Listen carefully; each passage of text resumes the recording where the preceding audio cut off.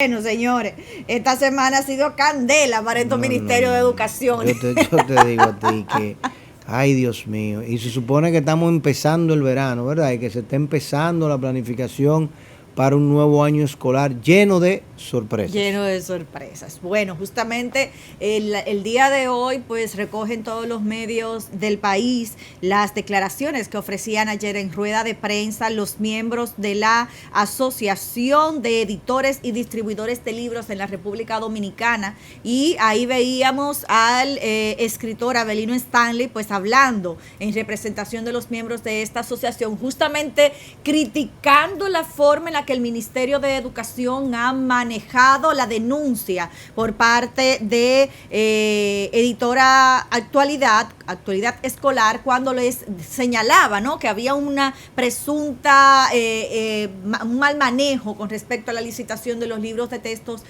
para secundaria, los libros de textos digitales, y ellos decían, mira, nosotros tenemos que defendernos nosotros mismos. Aquí estoy citando a Avelino Stanley en representación de la asociación, y dice, y la parte que tiene que ver con nosotros es que ustedes puedan entender que hay una empresa interesada, y aquí hace una denuncia al tiempo que se defiende, una empresa interesada en una mayor cantidad de dinero, y que por eso quiere hacer ver que hay un proceso con problemas, señalando que la denuncia que ha hecho editorial Actualidad Escolar, la editora Actualidad Escolar, es porque quiere que se le adjudique un lote superior al que se le ha adjudicado, y dice que el ministerio no ha actuado con responsabilidad cuando ha debido defender el proceso, y que la forma en la que lo ha querido defender, incluso hay que recordar que pidió que el manejo de la situación pues fuera de los tribunales, pues dice que no ha sabido defender el proceso, que ha debido salir a aclarar las denuncias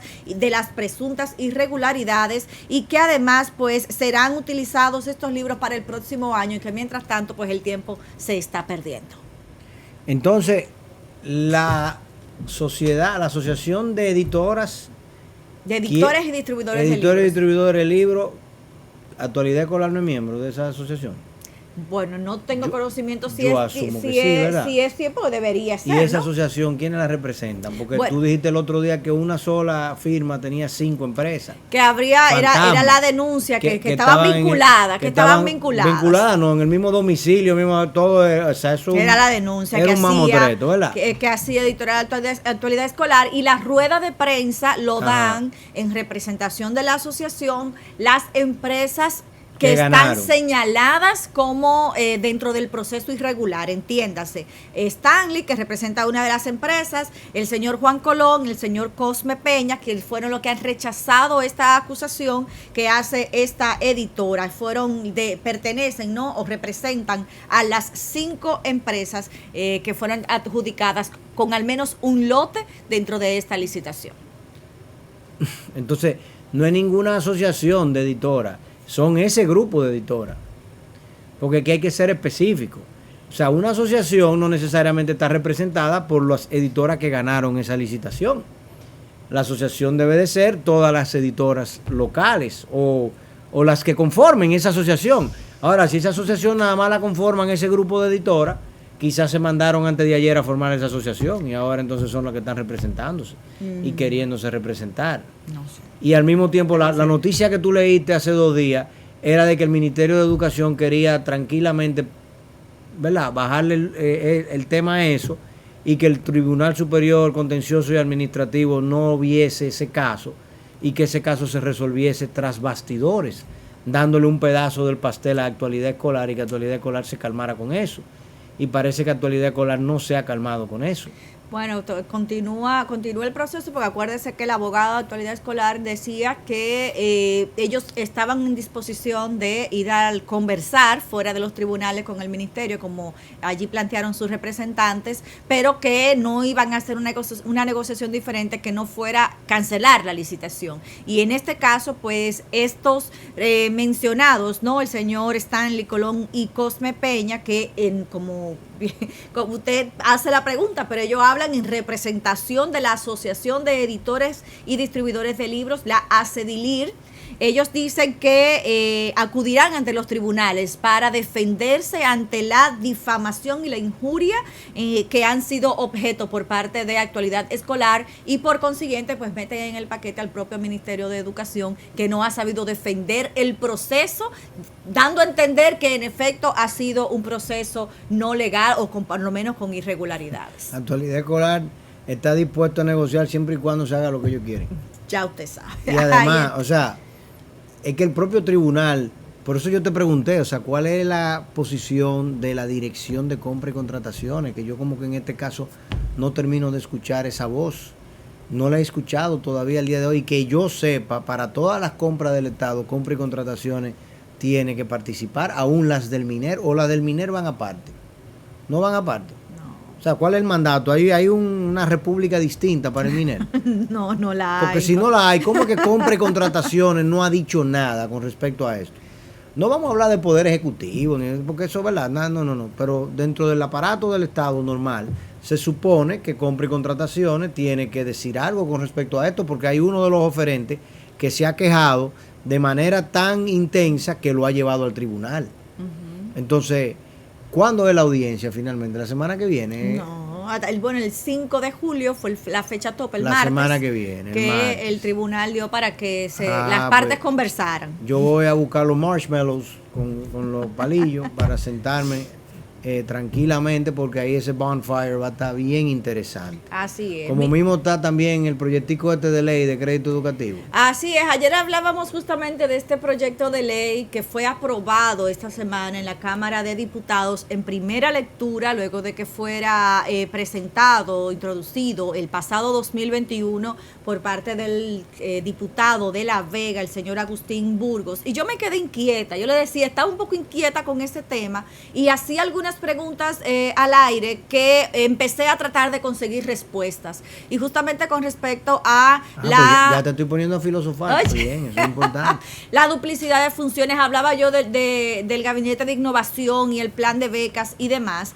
Y justamente lo que evidencia este proyecto de ley que ya fue aprobado, y habría que ver qué pasa cuando llegue al Senado, lo que evidencia justamente la falta de fiscalización con la que se maneja el propio Poder Legislativo. Porque si nosotros estamos hablando de que primero este proyecto de ley es sometido tratando de resolver un problema que existe por la falta de accesos a la profesionalización, por el tema de recursos, porque estudiantes de altas calificaciones pues no pueden ingresar porque no tienen quizás la oferta en la universidad autónoma, o la falta de población, no tienen acceso, ni siquiera a las universidades privadas, y ni siquiera, no hay ni que mencionar a universidades extranjeras. Entonces, se le ha olvidado al Congreso de la República que en este caso tienen que fiscalizar que las instituciones hagan el rol al que están llamadas en su misión, en su visión, en su filosofía, pero más allá en lo que contempla la ley que los ha creado.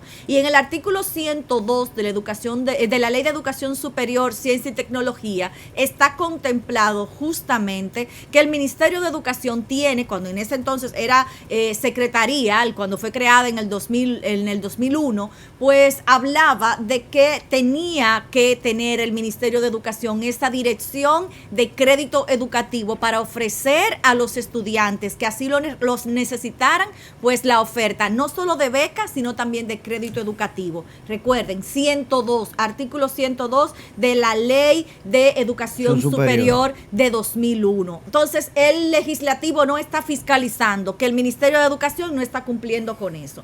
¿Qué más evidencia? Que tampoco conoce el Poder Legislativo las propias leyes que se suponen deben regir el tema legislativo del país, porque si tú estás introduciendo un nuevo proyecto de ley que contempla lo que ya otra ley le manda a hacer a una institución del Estado, estás desconociendo las propias leyes de tu país. Pero además, otra cosa que viola o evidencia este proyecto de ley, señor Garrido, es que las comisiones que están llamadas a estudiar los proyectos de ley lo hacen, las aprueban, presentan un informe favorable ante un proyecto de ley que riñe con otra ley. Y oh sorpresa, la comisión que ha aprobado este proyecto de ley y rinde un informe favorable, que es la Comisión de Educación Superior de la Cámara de Diputados, miembros está presidida por nada más y nada menos que el presidente de la ADP, el señor Eduardo Hidalgo, quien se supone por definición debe conocer las leyes educativas del país. Y además el legislativo está llamando a que una institución entre en duplicidad de funciones en el Estado, una situación ya altamente debatida, altamente evidenciada, cuando tú quieres que se cree una dirección para que entre en conflicto con un organismo ya interno de otro ministerio. Pero que yo te lo dije en el día de ayer, o sea, la MESID tiene crédito educativo y tú no me puedes decir a mí que esos congresistas no han escuchado hablar de la beca de la MESID. Eso no es posible. Bueno, quizá el Torito y Antonio Maite no han escuchado hablar de eso, pero ¿cómo que no conocen que la MESID ofrece beca? Porque eso se cancaneó aquí ya hace más de 12 años en el gobierno de Leonel. Se cancaneó aquí ese tema y Ligia Amada, que fue la que arrancó con eso, obviamente amparada en el artículo 102 de la ley, pues habilitó ¿verdad? La Dirección de Crédito Educativo en la MESID y otorgaron becas para estudiar en todas partes del mundo. Y tenemos un grupo de becados alumnos nuestros por todas partes del mundo. Cuando digo alumnos nuestros quiero decir del país. Becado en todas partes del mundo. Entonces, ellos conocían eso.